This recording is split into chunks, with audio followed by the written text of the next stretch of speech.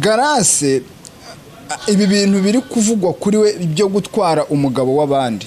Hari akantu Antoine Rutayisire bamubajije baramubaza ngo mbese ubundi umuntu watandukanye wakoze divorce ntazajya mu ijuru. Ziri gusenyuka n'iz'abakozi b'Imana n'abana b'Imana. Uri kumva kugeza ubu ngubu Garase uri kumva we ni umukozi w'Imana.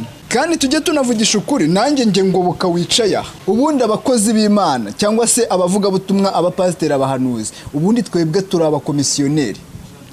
Muri abakomisiyoneri? Turi abakomisiyoneri. Umukomisiyoneri rero ni iki? Ni wa muntu nyirinzu abafite inzu akabwira umukomisiyoneri ngo jya kunshakira umukiriya akazana umukiriya. Iyi nzu si y'umukomisiyoneri. Wapi? Ni ya nyirinzu. Kandi ukimara kuyigura umukomisiyoneri ubundi muhita murangirizanya aho ngaho kabisa. Rero iyo ufashe nka Garase ugahita umwizereramo tena ntabwo wizereye muri Yesu. Niyo mpamvu iyo Garase aguye nawe ugwa. Ikindi abantu bagomba kumenya wenda tugaruke sinumvishe wavuzemo Pastor Mutesi. Yego. Aba bantu ni ibyapa. Ushobora kugera ku Murindi ukasanga icyapa kikwereka Rwamagana, Kayonza, Ngoma, wewe ubwawe uhita umenya ahantu ugize gute werekeza. Nubanga icyapa kirakuyobora. Icyapa kirakuyobora. Inzira. Yes. Ugahita ufatiraho wagera Rwamagana kuko hari ikindi kiri Rwamagana kikwereka ko utaragera i Kayonza. Kiti komeza imbere mu kilometero nka 30. Yes, ugakomeza. Nanone uzarebe iyo ugarutse ushobora gusanga cya cyapa cyanyagiriweho cyari kiri. Ubu Garase ari kunyagirwa. Bari kunyagirwa n'imvura. Rero ikibazo si Garase ahubwo ikibazo ni weho. Uri kumuvuga umuvuze wageze yujya woya reka nongere mbisubiremo. Icyapa kiri ku Murindi kikwereka Rwamagana, Kayonza, Ngoma, Rusumo kirahagarara ku Murindi. Wewe utegetswe kujya Kayonza kuko niho ufite gahunda cyangwa se utegetswe kujya ku Rusumo uko niho werekezanye niho gahunda yawe. Ubundi natwe abakristo tugomba gusoma Garase tugahita inzira akaba ari ukujya mu ijuru. Inzira ngiriya. Igihe haturedingaga inkuru ya Mutesi hari n'abandi baguye. Igihozo Josiane avugwa baragwa. Mama Sharirene baragwa. Mama Vanessa baragwa. Kandi abantu bazahora bagwa. Arega ibyo bo batubwira ni ukujya kuri Yesu. Yego. Kandi Yesu arahari. Hanyuma rero ningera 12 nkasanga icyapa kinyereka Kimironko kiriho ivumbi ariko kirasomeka. Mbashije gusoma Kimironko ubwo koko ndatinzwa n'ivumbi riri ku cyapa kubera iki. Iyo usomye mu comment ntusanga bavuga ngo Ezekiel yatangije iby'umwuka none aherutse iby'umubiri. Kuko reka mbivuge Mama Chance niba kuko ibyo President ari kuvuga ariko kuri. Yes, reka dutangiye tubasuhuza mwese abadukurikiye. Ni by'agaciro gakomeye cyane kuba mugarutse kubana natwe igihe nk'iki ngiki. Turabashimira mwese abahisemo kudukurikira. No kuri turabikunda kandi turabizi ko namwe mudukunda muri benshi. Hari abadukurikiye bari hano mu Rwanda, hari abakunzi bacu babi Burundi, tugira abakunzi benshi cyane. Tukagira abakunzi muri za diaspora zitandukanye aba hano ku mugabane Afrika, i Burayi, Amerika, Asia, Australia. Mwese reka tubifurize kugubwa neza. Kuri kamera ndi kumwe na Prophete Ngoboka Theo Miriam. Mezute Ngoboka? Ndashima Imana. Urakomeye? Ndaho ndakomeye kandi ndashima Imana. Ko kantu ka Prophete rero. Ntago kemera neza. Waje wivugira Ngoboka Miriam Theo. Aka Prophete ukakihorera. Prophete se ikibazo cyaryo ni ikihe kandi ntago byemeye kuri Prophete? Wagiye wivugira gutyo se ko ntacyo bitwaye. Ntacyo bitwaye jya wivugira ngo Bukanda ryemera, Miriam ndaryemera, Theo ndabyemera. Prophete jugarukiriza aho ngaho. Abandi yutagashyizeho ahubwo intambara ziravuka bati se iryo ngiryo ni irya ntuza ni irya bene wa. Ntago ndajya kurirwanira cyane cyane yabimpaye nibona yuko ndi Prophete ibyo birahagije si ngombwa ngo njye kubirwana. Ubundi se ayo mahane nayiki nayo matiko niba batakubona kuri porofete nturi wenyine yes niba babona kuri porofete barabikwisa ibyo birahagije rero ntacyo byongeye icy'ingenzi ni ukuba nkijijwe kandi nkaranira gukizwa icy'ingenzi ni uko ndi umuvugabutumwa bwiza ibyo birahagije yego ku baheburayo rero mumeze mute abaheburayo tumeze neza turashima Imana ariko ubundi yivuze abaheburayo ubusobanukiwe abari bo oya abaheburayo igitabo cy'abaheburayo cyangwa n'ubwoko bw'abaheburayo nyine ni ubwoko bw'abaheburayo mboneho no gusuza abantu bose mwakanze subscribe ku baheburayo TV muri mu muryango mugari w'abaheburayo amina ubundi rero bivuze abaheburayo ni ba bantu baharanira gukora ibintu bishimwa n'Imana kandi umuheburayo iyo amaze gufata umwanzuro mwiza nta kintu wakora cyatuma wa mwanzuro yafasha uvaho buriya ntibava ku izima ntabwo abaheburayo bava ku izima hera kuri ba bagore bari mu Egiputa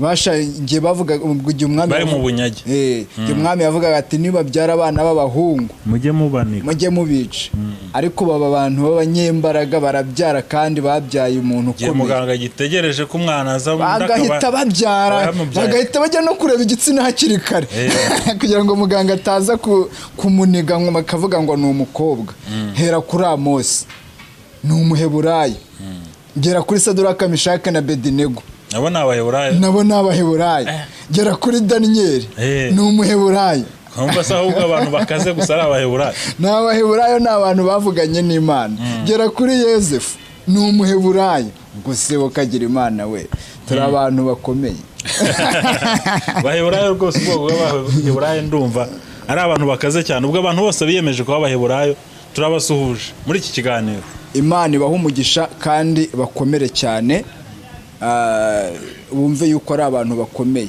ntabwo bo ubwabo usibye kuba ari bo n'Imana iri mu baheburayo irakomeye yego ariko nyine urumva nubwo wenda tuba tubivuze gutyo bimeze nk'urwenya cyangwa iki ariko kuba umuheburayo ntabwo bisaba kujya kuba mu bwoko bw'abaheburayo nyine ushobora kuba umuheburayo kuri wowe mu gakiza nyine ukumva ko uri umuheburayo ukumva ko wakijijwe ariko uri umuheburayo nyawe buriya ni icyo ngicyo bivuze kuko urumva hari ubwoko bw'abaheburayo ariko iyo turebye imico yabo iyo turebye karagiteri zabo usanga ari ba bantu nyine baba bariyemeje gukorera Imana batareba ku ruhande batayiryarya agahagarara ku rwego rw'uko ashobora no kwemera akirengera risike zo gukorera Imana rero nicyo bishatse kuvuga ntabwo ubisabwa ngo ube ukomoka muri uwo muryango nawe ubwo ushobora kuvuga uti ngewe bitewe nuko nabonye abaheburayo urumva nyine waruvuze ngo ni abantu bashobora kwirengera risiki izo ari zose urumva niba byarageze igihe ba Sadurake bakavuga bati twizera Imana yacu kandi naho itadukiza twebwe ntidushobora kubararira ikigirwamana ubundi n'umuntu ukanda subscribe kuri kubaheburayo abavuze ati ngewe Imana nkorera Imana nemera Imana nizera naho hazi iki naho haba iki nkomeye ku Mana yanjye nizera kandi tunagaruke Imana byanga bikunze ibana n'abaheburayo niyo mpamvu no mu rwobo rw'intare Imana yabanye na Daniyeli niyo mpamvu mu muriro ugurumana Imana yahagararanye na Saduraka na Mishake na Abedinego niyo mpamvu na Yozefu mu bunyage Imana yakomeje ikamukurikirana mpaka kubera iki kubera ko n'abantu tena ntabwo ari abantu bahubuka ku cyo bagiye gukora ni abantu bamanza bagatekereza icyo tugiyemo n'iki bakagisengera yego rero ariko n'abafite isezerano nabo yego urumva n'abaheburayo baba bafite isezerano ryo gukorana n'Imana n'abafite isezerano ry'Imana yabavuzeho ndavuga bakoze subscribe inshuti zabo ku Isezerano TV namwe turabashuhuje Imana ibane namwe amen yego ngo wenda twatangira aho hejuru ariko hari akantu dukomojeho mpita ndeba ku biri kuvuga kuri iyi mihanda reka nabyo duhita tuganiraho wenda twashobora kuza kubiganira ariko bise bitumye none igitekerezo kinzamo cyane ko turebye ba Sadrake uburyo bitwaye kiriya gihe bakanga kubararira ikigirwamana kandi urumva hari harimo ingaruka z'uko nibatacyubararira nibatemera kubikora ariko baravuga bati twizera ko Imana yacu yadukiza kandi naho itadukiza ntabwo twemera kubararira ibigirwamana mpita ndeba agakiza bari bafite kiriya gihe niyo ngo bari baragandukiye Imana ku rwego rw'uko bakumva ko bakwemera no gupfa ariko ntibahemukire Imana bizeye mpita ndeba ibintu biri kuvugwa kuri iyi mihanda cyane reka tubigire imfashanyigisho uyu munsi hari inkuru igezweho y'umuhanuzi Grace abakurikirana isezerano bajya babona ibiganiro bye bajya babona mu rusengero iki ntago ari umuntu mushyashya kuri iyi mihanda arazwi agira channel yitwa Grace Official hari amacano menshi cyane ajya afata ibiganiro bye uyu munsi inkuru iriho nuko biri kuvuga ko ngagiye gutwara umugabo w'abandi gusa ndashaka Grace mu majwi amwe namwe numvaga avuga ati ngiye ntago nari imbizi cyangwa se bimwe nari imbizi ariko umugabo yambwiye ko yahindutse bega havuzwe ibintu byinshi hari abantu benshi bari kuvuga bati subu ko twizeraga uyu muhanuzi tukaba tugiye gusubira inyuma hari n'izindi nkuru nyinshi zagiye zivugwa nk'izo ngo Pastor Mutesi ngo arongoye ngo bwa kane hari ba Mama Gihozo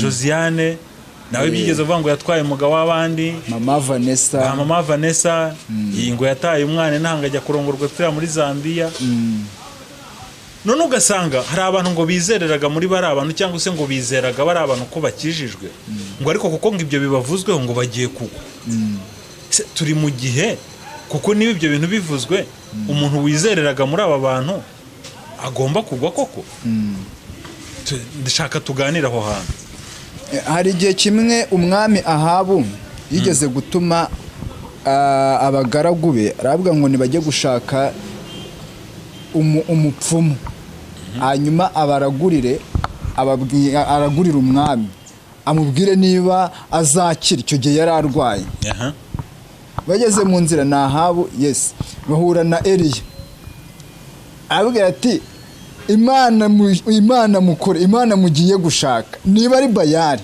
naba ariyo mukorera ariko niba ari Imana aba ari Imana yo mu ijuru mukurikira hanyuma rero nimugende mumubwire yuko gukira atazanakira kubera ko yagiye gushaka iyindi Mana mbivugiye iki rero aha hantu wenda reka dute duhera kuri Grace ni umukozi w'Imana ndetse reka mvuge ngo yaranakunzwe yego yarakunzwe buriya nanjye najyaga nkunda imbyino ze kutambaje ngo none se ntukizikunda kubaza yavuga nti wamwanze nawe wahisugwa uri kumva yewe nanasengeyeyo nanabwirijeyo uri kumva Grace ibi bintu biri kuvugwa kuri we byo gutwara umugabo w'abandi hari akantu Antoine Rutesire bamubajije baramubaza ngo mbese ubundi umuntu watandukanye wakoze divorce ntazajya mu ijuru niko bari bamubajije yego yasubije aterebe yarasubije kureka ndebe ko kari hafi hano ndabona ko atari hafi ariko sakasahari reka nkarebe ariko yarabasubije ngo ijuru ntaho rihuriye na divorce niko yabasubije arabasubiza ngo icyo Yesu areba ni igihe weho uhereyeho wihana bivuga ngo uyu muntu ashobora kuba yakoze divorce agashaka undi mukabyita icyaha ariko ejo akajya gusaba Imana imbabazi kandi Imana ikamubabarira yego aravuga ngo Imana ntireba ko umuntu yakoze divorce uri kumva ahubwo ikireba ni yakijijwe reka kumva ugashaka undi nta juru wazaragwa oya ijuru ntaho rihuriye na divorce ndagira ngo tubyumve neza ijuru ritangirira aho wihaniye sibyo rero umuntu umbwira ngo umuntu wa divorce ntazajya mu ijoro nawe iyo Bibiliya musoma yitwa ngo iki already Bibiliya musoma yitwa ngo hari naho iteganya divorce nuko kenshi tuvuga ngo turi mu bihe bya nyuma ingo zisenyuka kandi ingo z'abakozi b'Imana ingo z'abantu bazi Imana uze kurimo kubivuga neza ni ingo z'abakozi b'Imana ntabwo ari iz'abana b'Imana uretse kuvuga bazi Imana abasenya ingo dushaka tugarukira abazanye amakana ariko rero gakomeye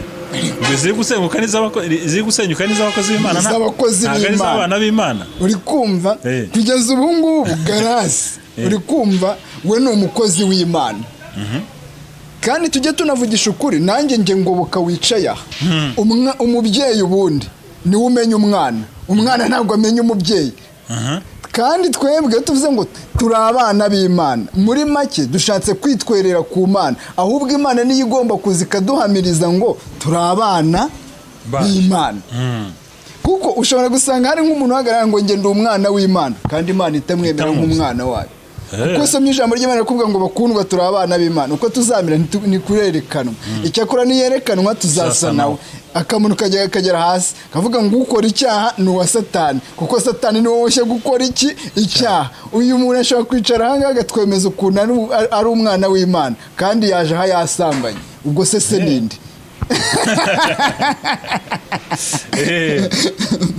hanyuma rero na Garasi reka tugaruke ni umukozi w'Imana uri kumva kuba umukozi w'Imana rero tuvuga nk'abamwizereragamo ukavuga ngo ubuhanuzi kubera ahanura ibyo yampanuriye byarasohoye kubera abyina cyane kandi akabyinira Imana uriya n'umwari ndamukunda ndamwemera ahangaha ntutegetswe kumwizera ubundi abakozi b'Imana cyangwa se abavugabutumwa abapasiteri abahanuzi ubundi twebwe turi abakomisiyoneri muri abakomisiyoneri turi abakomisiyoneri umva ukuntu Yesu yavuze yaravuze ngo mugende mu mahanga muhindurire abantu kuba abigishwa banjye abazemera mubabatize mu izina rya Data na Mwana na Mwuka Wera uri kumva ahangaha kibivuga turi intumwa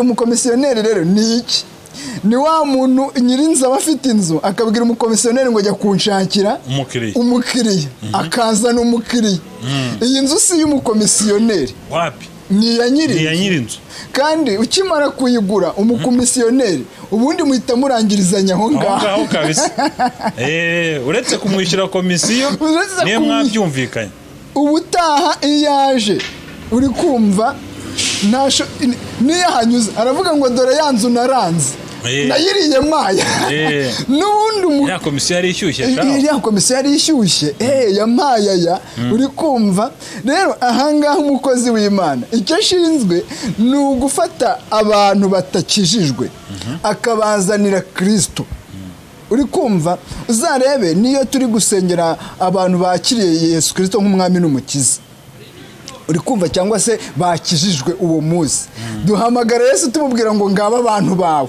yego uri kumva ahasigaye icyo twakoze kwari ukubabwiriza wewe ubwawe bakomereze mu gakiza kawe no mu rukundo rwawe rero iyo ufashe nka Garasi ugahita umwizereramo tena ntabwo wizereye muri Yesu niyo mpamvu iyo Garasi aguye nawe ugwa niyo mpamvu nagira ikibazo akavugwa uzavuga uti nanjye ni kandi ubwo uzahita uba mu bamuvuga kuko rimwe ushobora kumuvuga uvuga uti koko na Garasi umuntu twizeraga tenubaye mu bamuvuga yego uri kumva muri make rero ahangaha ikindi abantu bagomba kumenya wenda tugaruke sinumvishe wavuzemo Pastor Mutesi yego aba bantu ni ibyapa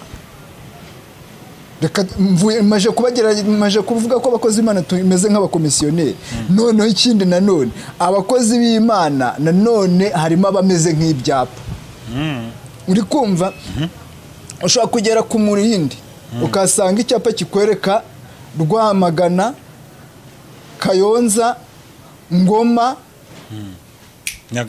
Nyagatare cyangwa se ukomeza hirya ku Rusumo.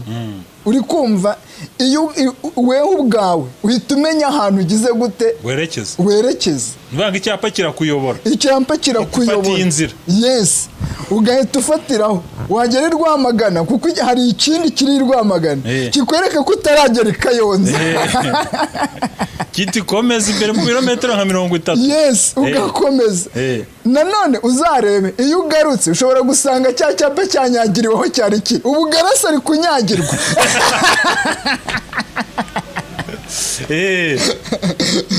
Uri kumva naho gasanga ivumbi ryatumutse ryacyuzuye ubuzi ivumbi riri ku byapa. Uri kumva rero ubugarase ivumbi ryamugiyeho bari kunyagirwa n'imvura. Rero ikibazo si garase ahubwo ikibazo ni weho uri kumuvuga umuvuze wageze iyo ujya cyangwa uhagaze aho garase ahagaze. Ibi bintu abantu bari babyumvisha afuzemo akantu gakomeye ariko rero woya reka nongere mbisubiremo. Icyapa kiri ku Murindi kikwereka Rwamagana, Kayonza, Ngoma, Rusumo kirahagarara ku Murindi. Wewe utegetswe kujya Kayonza kuko niho ufite gahunda, cyangwa se utegetswe kujya ku Rusumo kuko niho werekeza nyine niho gahunda yawe. Ubundi natwe abakristo tugomba gusoma garasi tugahita inzira akaba ari ukujya mu ijuru. Inzira ngiriya uri kumva yashaka akaba ari icyapa cyangwa nawe akaba yerekeje muri iyo nzira uri kumva. Ariko kuba agiyeyo cyangwa atagiyeyo ibyo ntibikureba. Icyangombwa nuko kwereka ngo inzira ni iyi ngiyi. Icyangombwa nuko kwereka ngo inzira ni iyi ngiyi. Arega nanone garase nawe afite ikindi cyapa areberaho. Yego, uri kumva areberaho. Hanyuma ahangaha niba weho izi saha uri kuvuga garase uri kumva naba na garase ni icyapa weho sinzi icyo uri cyo. Ntabwo tuzi niba uri icyapa kuko naba na garase ni icyapa. Byibuze hari abantu bashobora kuvuga ngo yigeze kunsengera ndakizwa, yigeze kunsengera ndihana. Naba nawe hari abantu yagejejeyo kuko bizisa turi kuvuga abari kumuvuga bose ntabwo ariko baguye. Ngiye ariko ikibazo ndi kwibaza ni iki ngiki. Ndi kwibaza ku bantu benshi bari bagushwa n'izi nkuru. Ese aba bantu bakwiye kuba inkomyi z'ubutumwa bwiza? Ntago ari Grace wenyine ndimo kuvuga. Nabitekereje kubera n'ubundi izi nkuru zose zigenda zivuga kuri aba bantu cyane aba badamu. Hari abavuze ejo, hari igihe haturedingaga inkuru ya Mutesi, hari n'abandi baguye. Igihozo Josiane avugwa baragwa. Mama Sharirene baragwa. Mama Vanessa baragwa. Kandi abantu bazahora bagwa. Kandi Antoine Rutayisire tubwiye ngo avuze ngo ikibazo si divorce. Uri kumva kuko nanone tugaruke niba Evode izi saha nge nawe turi gukorana, niba tugize icyo dupfa cyangwa hagize ibyo tudahuza, ikibazo si ibyo tudahuje ahubwo ikibazo nuko twitwara nyuma y'ibyo tudahuje. Yego, cyo no kuri rwose. Uri kumva. Hanyuma rero kujya kumva ngo abantu baguye, impamvu abantu baguye nuko nabo ubwabo batari bazi iyo bajya. Ubwo ntibari bahagaze muri make. Ntabwo bari bahagaze. Niba umuntu wamugana guye ubwo nuvuga ngo ntago yarazi inzira ari kwerekezamo. Kuko yabonye icyapa cyagiye ivumba avuga ati iki cyapa cyanyobye. Ubwo niko nibwira. Kandi icyapa cy'icyo kimubwira ni ukuri wenda. Arega ibyo bo batubwira ni ukujya kuri Yesu. Yego. Kandi Yesu arahari. Twaramwizeye. Ubizi izi saha turimo tuvugana. Ngewe nje kukureba nagera 12 nkasanga simpazi. Nkeneye icyapa ubwo navuganye na Evode Kimironko kwa musanga Kimironko. Ngeze 12 mpasanze imihanda 3 n'ine. Hari uzamuka Kanombe yibuka mu Kajagari, hari uwambuka, hari ukomeza mu Giporoso, hari wa Kimironko, hari ugimasoro. Ndahageze nsanga hari imihanda uri buce. Nkeneye icyapa kinyobora kingeza hehe? Kimironko.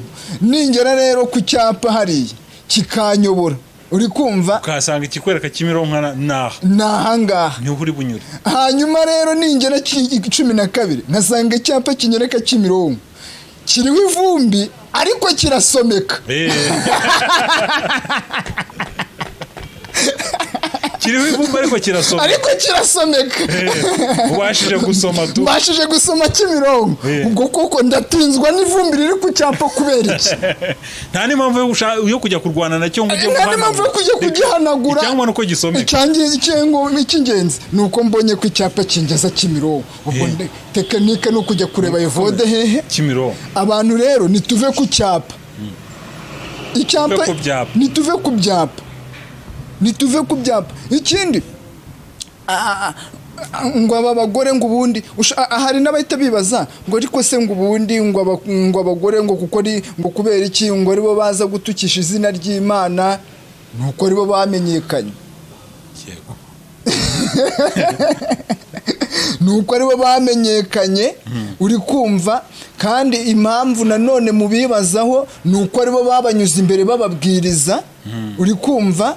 None se ejo bundi ntabwo bari gutuka Theogene nibishaka.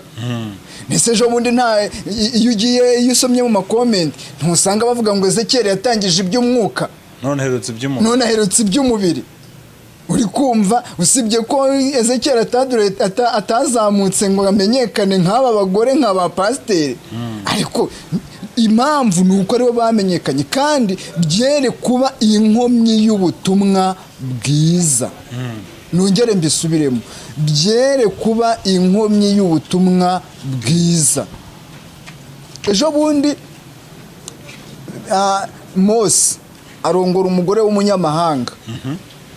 Bene Kora n'abagenzi be bate aratubwira Imana gute kandi yarongoye umugore w'umunyamahanga kazi kandi bitemewe mu Bisiraheli. Ariko Imana ndayikunda. Evo Imana ndayikunda. Barya hariya batuka Mose baramuharamba mbese ibintu biba birebire. Imana irangije ibwira Mose atereka nkubwire rero fata abantu batakuvuze nabi nimurangiza mujye mwihema hariya ry'ibonaniro nge nawe twihasigaye nimurangiza abakuvuze nabo babwire bahagarare hariya ahasigaye ndaje nkwereka icyo nkora. Babandi batutse Mose kuko yarongo umugore w'umunyamahanga kazi ubutaka burasama buraza burabamira. Ubundi hari n'ibintu abantu batazi uzi ko gutinyuka ukajya kuvuga umuntu Imana yavuzeho ari no kwikurira umuvumo. Ibi ko tubavuga ngo boka vumo tuzayikira ko tubavuga nose umutesi tureka kuvuga ka ashatse ingwenye. Yego agahari karavugwa ariko wijya kumuciraho iteka. Icyo aba Bisiraheli bakoze aba bakora ikintu bakoze Kora Biramu na Datani ikosa bakoze si ukuvuga yuko yarongoye umugore w'umunyamahanga. Ikosa bakoze ni ukurengera kuko mvuze ngo Mutesi agiye gushaka umugabo wa kangahe n'uwa kangahe ahubwo ikosa ngiye gukora ni uguhita njya kumwinjirira kujya kumwinjira no kunenga ubutumwa bwiza kuko ibyo yakoze kuko none se tuvugisha ukuri ngiye runaniye najya kwicana n'umugore najya gushaka undi. Ndi kuvuga urugo runaniye sinifuza ko runanira ariko bibaye ngombwa ko runanira. None se nintabishobora biransaba gusambana kandi biroroshye kuko ndaturwa mu mutego. None se aho kugira ngo bibi ntashaka undi. Rero ikigoye ntabwo ari ukuvuga ngo bashatse ingo nyinshi kuko barazishatse yewe na nyuma y'aba ngaba hari n'abandi bazazishaka. Uri kumva rero ikosa ni ukujya kubinjira ku rwego rwo gutuka ubutumwa bwiza. Yego aho hantu uri kumva ngo niho hari amakosa benshi niyo tugwamo uri kumva ugasanga utangiye kujya kunegirija ubutumwa bwiza bwanyuze muri we kandi we yari icyampa cyagiye muri make kandi hari abo yabwirije bageraho bagomba kujya bagera kuri Yesu bagera kuri Kristo. Yes rero kujya kunegirija bwa butumwa bwiza uri kumva egari kombye kutagera kuri Kristo. Yego. Nutagera kuri Kristo rero ni wo wa muvumo wawe, ni wo wa muvumo uvumwe, kuko kutagera kuri Yesu Kristo ni wo muvumo wa mbere, kuko ni ukurimbuka. Uri kumva? Hanyuma gusa ntabwo nimba ivuga gutya batumva ko ari ugushyigikira ko ibyaha bikorwa, kuko Pawulo yarabivuze avuga ngo nese dukora ibyaha kugira ngo ubuntu busage. Uya ntabwo ari icyo ngicyo, kuko numvishe nk'ejo bundi perezida ari kuvuga ku muhanuzi witwa Mama Chance, ngira ngo niba ntibeshye. Mama Chance. Yes. Naye nakumvishe. Avuga ati Mama Chance ubu yagahise anareberaho gahita avuga ati ariko se koko ku ibindi byapa ivumbi ryabyuzuye sinkwiye kurenga kuba icyapa, ahubwo nanjye nkaba umugenzi. Yego.